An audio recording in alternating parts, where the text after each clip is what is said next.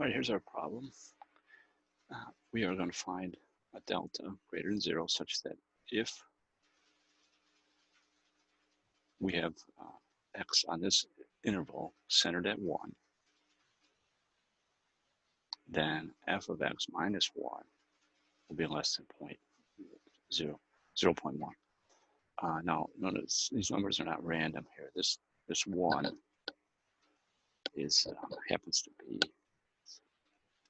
this one happens to be the actual limit for that expression. So you got to see what we're actually doing here is x is going to 1 for this function, and it equals a 1. Okay, so this is basically the limit definition, and we're going to find this value of delta that would correspond to this value of epsilon.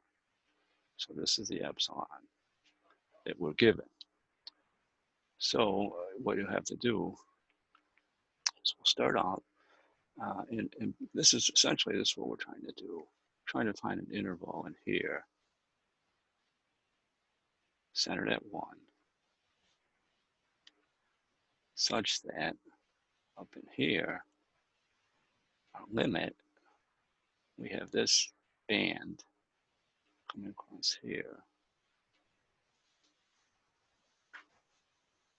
like so.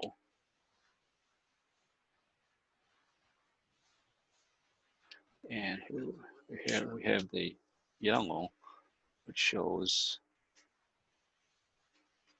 here. Okay, may have overshot that a little bit, but okay, so what we have is we're trying to find this delta in here. Whoops. This number in here would be 1 plus delta, and this side would be 1 minus delta. And as long as x were between these two numbers inside of here, if x were in here, then f of x would be within up here.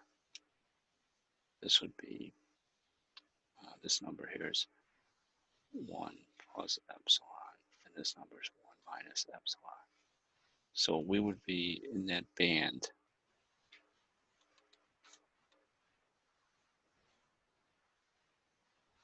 as long as x were stuck in here. So if x is in here, in the yellow, from left to right, then we would have this function, f of x would be within plus or minus epsilon of the number 1 in here.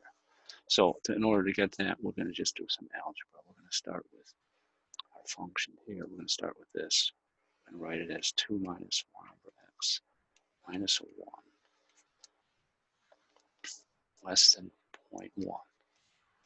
Now that says something about x. It doesn't say it directly what we want to see, but it says something about x. And we're going to figure out what that says. So now, from this, we will derive a statement, an interval centered at 1 for x. And from there, we'll be able to tell what delta is required. So we'll do a little algebra here. Let's see, this reduces to 1 minus 1 over x. And then that becomes 1 minus 1 over x. So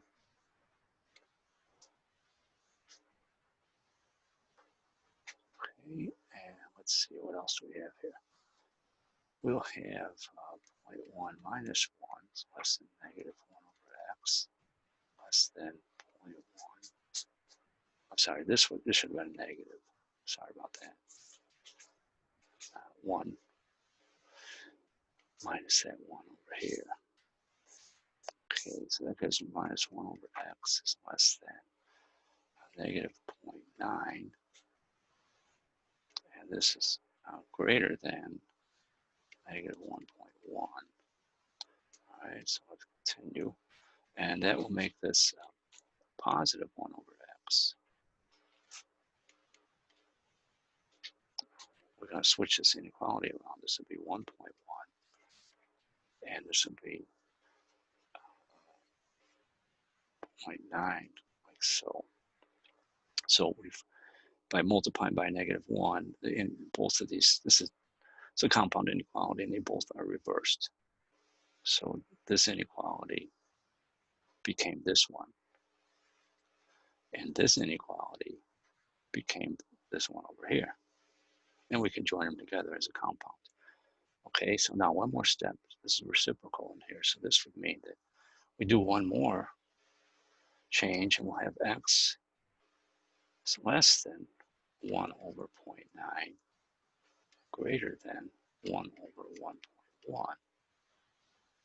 Okay, now these numbers are, let's see, let me just,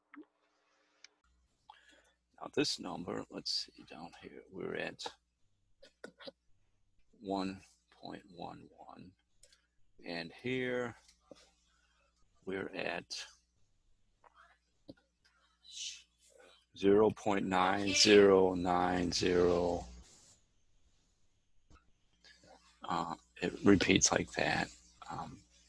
Now, I want to know what my delta needs to be centered at 1. So I would have to center this at 1, like so. 1.11 minus the 1, and then over here, 0.9090, that, and then of course that repeats minus the 1.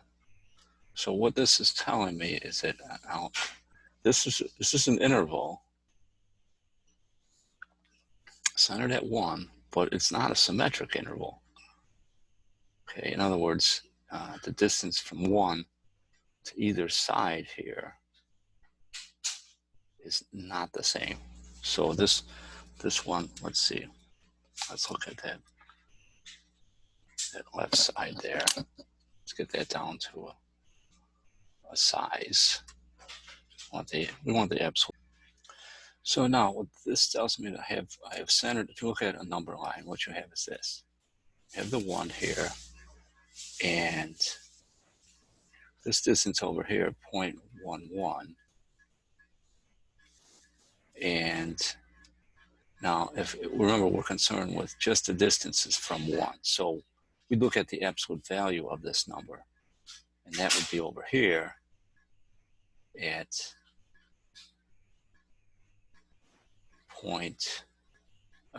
this is 1.11, and this down over here would be 1 minus 0.09.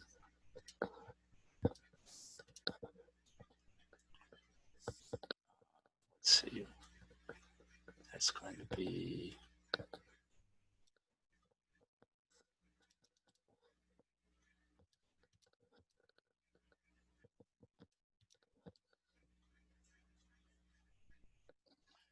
okay, so this number in here,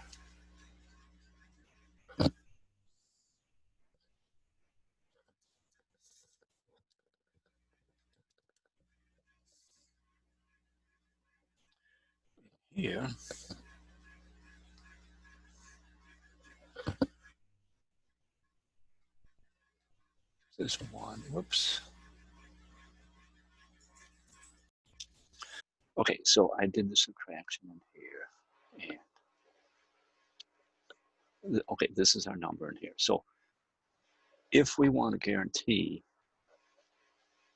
that this is true, our original statement, which was this, we want to guarantee that this is true,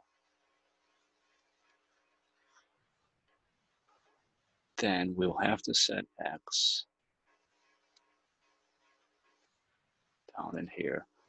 I'll pick the minimum of these two numbers, because as long as if x is stuck in between here and here, in other words, if I make this 1 minus 0.09 like that, and I make this number over here 1 plus 0.09. In other words, I have an interval centered in here, then any x inside of this interval from here to here will also be inside of this interval from here to here. And therefore, In other words, we'll have this statement. We'll be able to say that the x minus 1 here is less than that. We're going to use that 0.09. So if that's true, then certainly this will be true. Okay, because remember, this is negative, and we're only interested in positive values anyway that are close to 1. So we wouldn't have to go out this far in the negative direction. So, okay, so that's how we'll handle it. I'm going to use delta equal to the 0.09 repeating. And if you want to round that, you could say 0.091 if you wanted to. But this is exact. We'll leave it that way. So now back up here. What that's saying is that I will have my interval set with delta equal to the 0.091. And that means that anything within this interval from 1.091 to this other interval, so 1 minus that, 1 minus the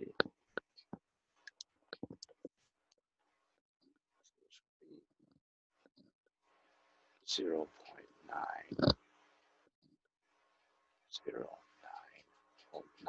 like that, repeating. Okay, I guess we could say like so. I'll put this back to 0.9. Let's see, 0.9.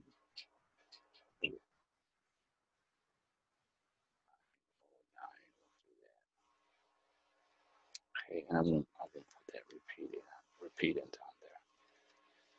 That symbol. There it is. Okay. So if x is inside that interval, if x is in here,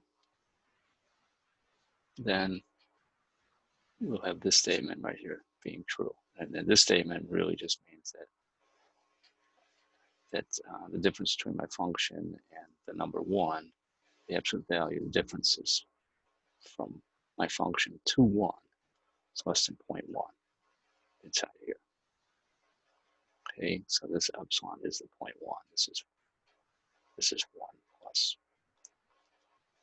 0.1, and this is 1 minus 0.1. So x inside here will guarantee that this is true here. Now, by the way, this is essentially the largest that I could make delta to guarantee that this happens. We always look for the largest one. There's no reason to find anything smaller, but any smaller delta would also work, would also make that guarantee. But this is like the most efficient one that we could use. It allows the widest interval here around centered at 1. If we made it smaller, we could still stay within our blue here, because if I made this smaller, let's say I made it that small, then I would still be inside here. For instance, just hypothetically, if I chose a smaller delta than my 0.091, I'd still be inside here, and that would still guarantee that I'm still within the blue up here. So this inequality would also still hold. But I found the delta that's the largest one that I could use and keep this working. And it's a symmetric interval. It's symmetric about in other words, it's centered at 1. Okay,